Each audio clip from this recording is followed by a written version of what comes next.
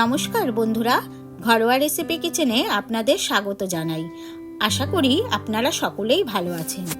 আজকে আপনাদের সামনে ফুলকপির ধোকার ডালনার রেসিপি নিয়ে হাজির হয়েছি। এটা খেতে অসাধারণ হয়। ফুলকপির ধোকার ডালনা থাকলে আপনার মাছ মাংস কিছুই লাগবে না। একবার অবশ্যই ট্রাই করবেন। তাহলে চলুন বন্ধুরা, দেখে নেওয়া যাক এই রেসিপিটি কিভাবে তৈরি করলাম। দেখুন বন্ধুরা, আমি ফুলকপির ধোকার ডালনা করব বলে একটা ফুলকপিকে কেটে ভালো করে ধুয়ে নিয়েছি।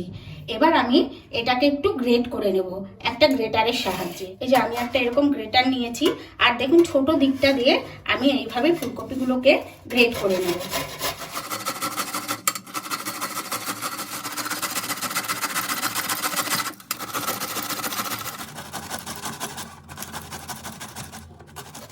দেখুন বন্ধুরা, আমি কিন্তু সমস্ত ফুলকপির ফুলগুলো কিন্তু ঘষে নিয়েছি। আর দেখুন এখানে এই যে ডাঁটাগুলো আমি কিন্তু সব রেখে দিয়েছি, এগুলো কিন্তু আমি আর দিইনি। আর আমার কিন্তু দেখুন সমস্ত ফুলকপিটা কিন্তু ভালোভাবে ঘষা হয়ে গেছে। আর দেখুন বন্ধুরা, আমি ফুলকপির ধোকার ডালনার জন্য এখানে 1 কাপ ছোলার ডাল 4-5 ঘন্টা ভিজিয়ে রেখে দিয়েছিলাম। আমার কিন্তু ছোলার ডালটা খুব ভালো মতো ভিজে গেছে, আমি জলটা ঝরিয়ে নিয়েছি। এবার আমি এটা একটা মিক্সিং বলে পেস্ট করে নেব। আমি সম্পূর্ণ ছোলার ডালটা দিয়ে দিচ্ছি, আর সাথে আমি 2টো কাঁচা লঙ্কা দিয়ে দিচ্ছি, আর হচ্ছে 2-3টে আদার স্লাইসের টুকরো দিয়ে দিচ্ছি। এবার এটাকে আমি পেস্ট করে নেব।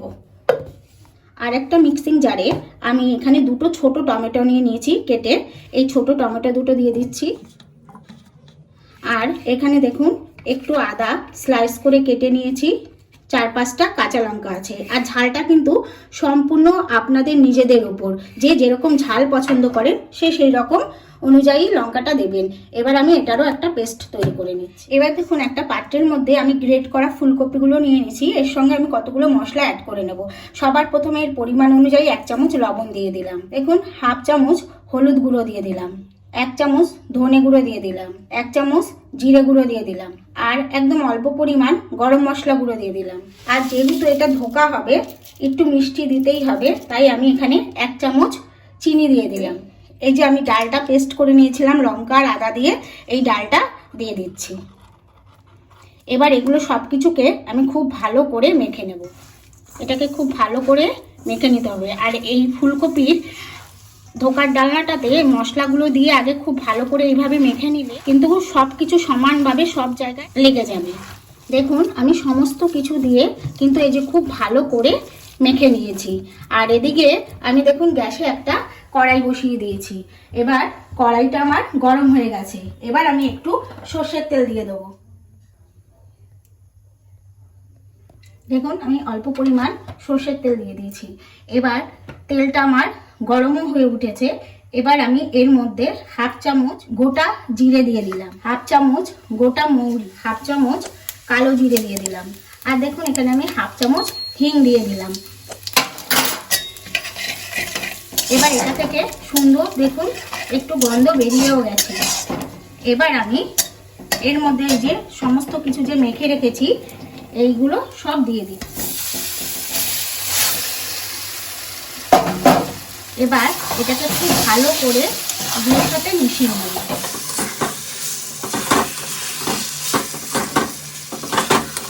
আর দেখুন ওদিকে ধোকাটা হতে হতে আমি একটা থালার উপর একটু সামান্য সর্ষের তেল দিয়ে থালাটাকে একটু মাখিয়ে নিচ্ছি।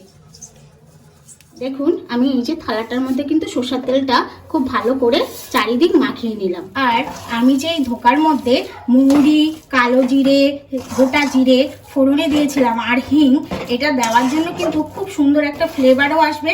আর মুখে যখন আপনারা এই ধোকাগুলো খাবেন, 1-2টো পড়বে, দেখবেন খুব ভালো লাগবে খেতে। দেখুন বন্ধুরা, আমার কিন্তু ধোকার মিশ্রণটা রেডি হয়ে এসেছে। কারণ এই যে এটা কিন্তু এখন আঠার মতো আটকে যাচ্ছে, আর কড়াইতেও দেখুন এখন লেগে গেছে। যখন দেখবেন যে এইরকম আটকে আসছে আর আঠার মতো ভাব চলে আসছে, তখন কিন্তু ধোকার মিশ্রণটা রেডি হয়ে যায়। এই যে আমি এবার গ্যাসটা বন্ধ করে ধোকার মিশ্রণটাকে নামিয়ে নিচ্ছি।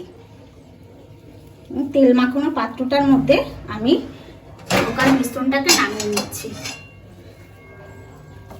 এবার আমি এটাকে একটু এরকম খুন্তির সাহায্যেই এইভাবে একটু ছড়িয়ে দেব, কারণ এখন তো খুব গরম। তারপরে একটু ঠান্ডা হলে আমি হাতের সাহায্যে একটু শেপ দিয়ে নেব। দেখুন এখন একটু হাতে সইবে সেই রকম গরম রয়েছে। আমি এইভাবে হাত দিয়ে এটাকে ঠিকঠাক করে নিচ্ছি।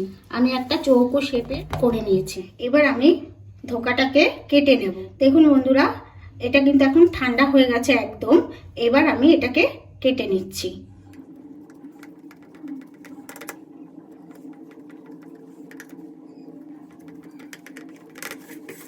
আর আমি এটাকে স্কয়ার শেপে কেটে নিচ্ছি। আপনাদের যেরকম ইচ্ছে হবে আপনারা সেই রকম শেপ দিয়ে কেটে নেবেন। এবার দেখুন আমি এগুলোকে একটু তুলেও দেখাচ্ছি। এই দেখুন একদম সুন্দর স্কয়ার শেপে তৈরি হয়ে গেছে। এইভাবে আমি সমস্ত ধোকাগুলোকে একটু তুলে নেব। দেখুন আমি ধোকাগুলো ভাজার জন্য একটা প্যান বসিয়ে দিয়েছি। প্যানটা গরম হয়ে গেছে। এবার আমি সর্ষের তেল দিয়ে দিচ্ছি। আর আমি কিন্তু এটা একটু সর্ষের তেলেই ভেজে নেব।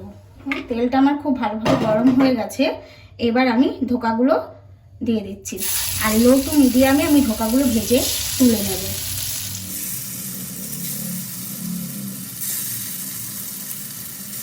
দেখুন ধোকাটার এক পাশ কিন্তু আমার হয়ে গেছে। এবার আমি উল্টে দিচ্ছি।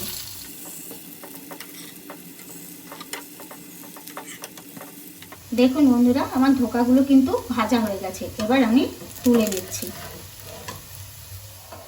আমি কিন্তু এই যে এইরকম লাল লাল করে ভেজে নিয়েছি।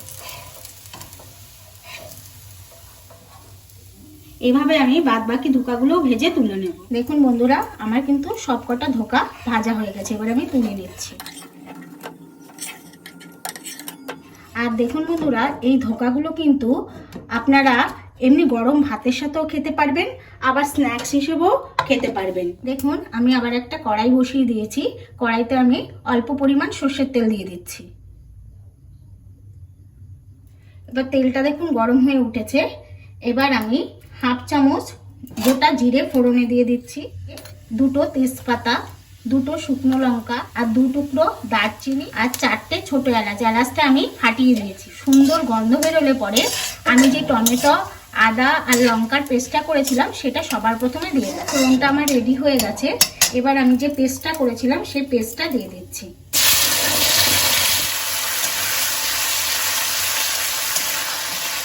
আদা, টমেটো আর লঙ্কার পেস্টটা দিয়ে আমি একটু এই যে এইভাবে নেড়ে নিয়েছি।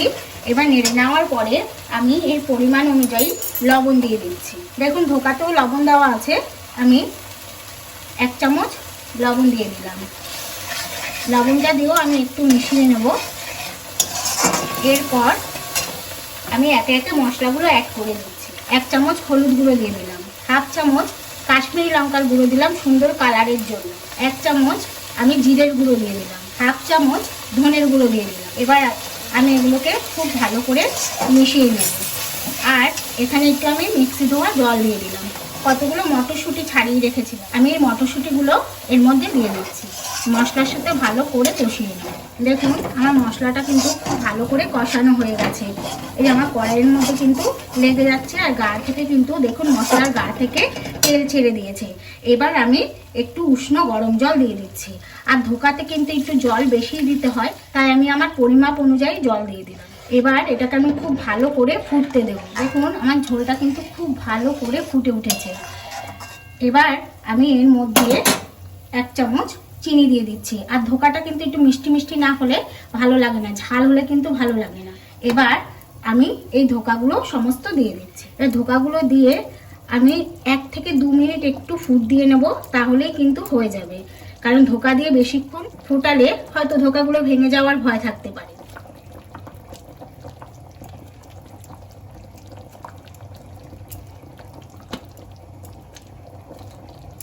দেখুন আমি সমস্ত ধোকাগুলো কিন্তু এই যে দিয়ে দিয়েছি। এবার দেখুন ধোকার ঝোলটা কিন্তু ভালোভাবে ফুটে উঠেছে। এবার আমি হাফ চামচ গরম মশলার গুঁড়ো দিয়ে দিলাম। আর নিরামিষ, যেহেতু এটা নিরামিষ ধোকার ডালনা, একটু কিন্তু ঘি না দিলে ভালো লাগে না।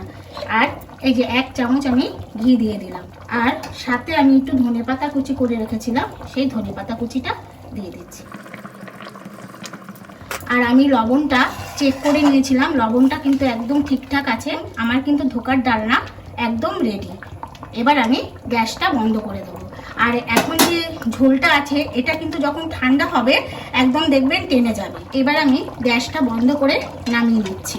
তাহলে বন্ধুরা একবার এইভাবে ফুলকপির ধোকার ডালনা তৈরি করে দেখবেন, আর ভালো লাগলে ভিডিও শেষে একটা কমেন্ট করে জানাবেন, ভিডিওতে একটা লাইক দেবেন, সবার সাথে শেয়ার করবেন, আর নতুন বন্ধুরা চ্যানেলটি সাবস্ক্রাইব করে পাশে থাকা বেল আইকনটি ওকে করে দেবেন পরবর্তী ভিডিওর নোটিফিকেশন পাওয়ার জন্য। দেখুন আমার ধোকার ডালনাটা কিন্তু সম্পূর্ণভাবে রেডি। আর এবার আমি ওপর থেকে একটু ধনেপাতা কুচি দিয়ে দিচ্ছি।